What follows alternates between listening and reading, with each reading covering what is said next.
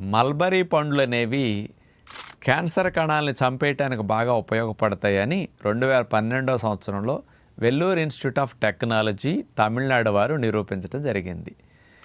ఈ మల్బరీ చెట్టు నుంచి వచ్చే మల్బరీ పళ్ళు మనం వాడుకోవటం వల్ల 3 రకాల ఎంజైమ్స్ ఉత్పత్తిని ఆపుతాయట.